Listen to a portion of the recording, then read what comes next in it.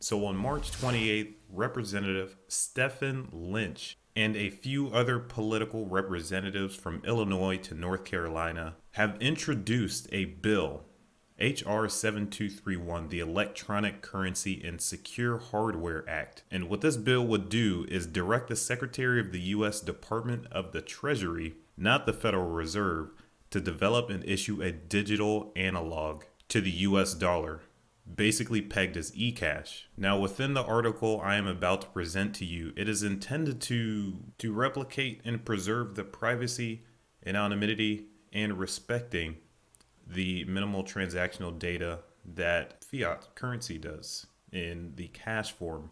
Now, when this news first broke, I shared it to my Discord channel, which, if you would like to be a part of one of the crypto's greatest educational channels and also interactive with the population, go ahead and look at our socials down below, which includes Discord, Instagram, Twitter, whichever you would like to stay up to date in the crypto space.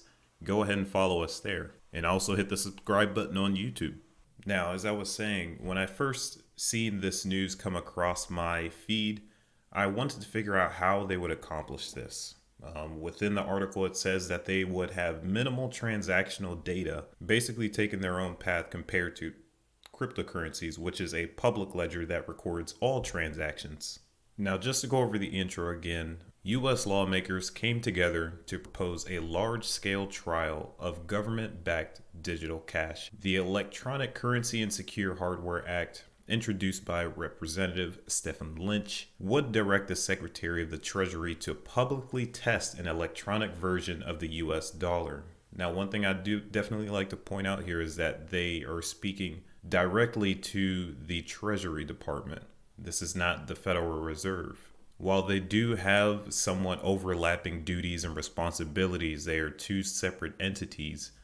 And that is one important thing that I think will make or break this plan that they're trying to come up with. And finishing off this article, they go on to say that the probability of this bill being successful remains low, but it demonstrates the government's increasing interest in launching alternatives to cryptocurrency.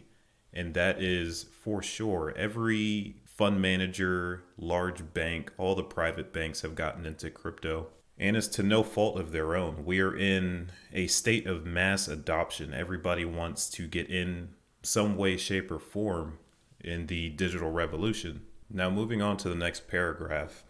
While digital dollars are often conflated with blockchain-based cryptocurrencies like Bitcoin, the ECASH Act appears to discourage using that technology. And this is something I still have not found out what their method is when it comes to this madness. But is it a strictly private ledger that does not include transaction data? As you can see down here in the middle of the paragraph, minimal transactional data generating properties. So if someone wants to look at the transparency of the ledger or the blockchain or whatever is going on within this ecosystem, what kind of information would they be able to see?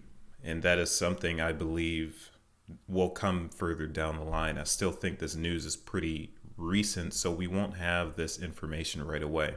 They go on to say it is a tall order for cryptocurrency systems that publicly log transactions, and it is supposed to allow for peer-to-peer transfers that aren't validated through a common or distributed ledger. Transfers also couldn't require additional validation by a central government system or payment processing company, although they would need to work with existing institutions like banks. So it looks like the ECASH Act wants to mimic all of the properties of blockchain technology except for the amount of data that's held in each block that's in regards to transactions.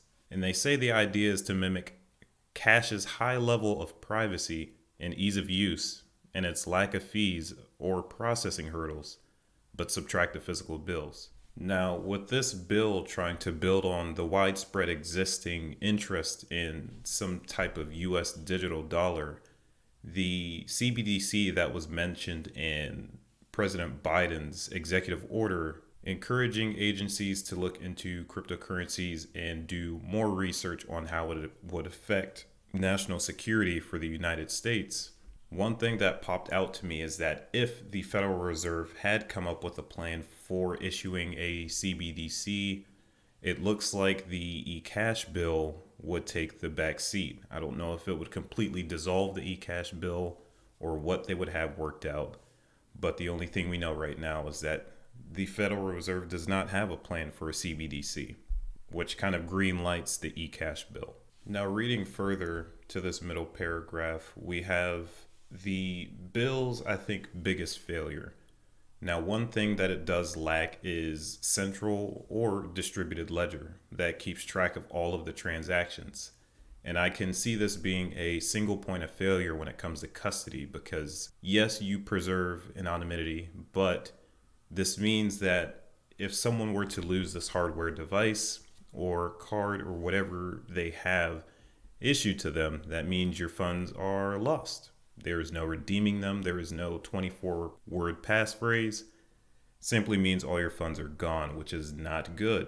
And one thing that they go on to compare here in the article is that it would build on existing Treasury cash replacement systems like EagleCash, a digital money storage card for members of the military. Now, I don't really know the inner workings of EagleCash, but from what I understand is it's just a prepaid card. But the same logic applies. If you were to lose this card, there is no redeeming that cash that was lost. Which, if this digital dollar that you have had a limited amount of circulating supply, it would be devastating to the whole infrastructure of this eCash payment system that you're trying to create. And to finish things off, they state that the goal is to complement and advance other Biden administration programs. Like I said, with the executive order urging agencies to look into cryptocurrencies, seeing how it would be beneficial to the US economy, it looked like these pro-crypto senators got together and proposed a bill themselves, which I find pretty interesting that they are taking it amongst themselves to do something like this. Now, like I said, I don't think this bill would stand on its own and it has a low probability of being passed.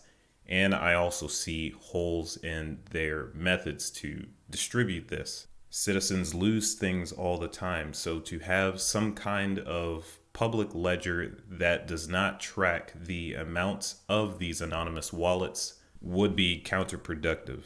Now, I think we should just go ahead, and I'm just being biased, go ahead and use the infrastructure that's already built. Crypto has been doing it for 13 years. Well, more Bitcoin in particular, and it's going to be doing it for 13 more, 100 more. I also think that Ripple XRP would still be a winner in this situation as to how would this ECASH Act address cross-border payments and things of that nature, trading and purchasing things from other countries. I know they have a lot to think about. There was really a limited amount of information when it came to this bill, but I was just excited to see that more people are pushing into getting into digital currencies or something around digital currencies. I know this one tried to specifically replicate a digital dollar, but overall the idea of the digital revolution coming from cryptocurrencies still stands. Here is the bill for reference. I will just leave this up here. I will also post it in the comments for everyone to reference, and this is in regards to the eCash bill. Now that's all I have for this one. If there is anything you would like me to expand on, let me know down in the comments, as this is the most interactive channel in the crypto space. That is all I have for this one. I will catch you all on the next one.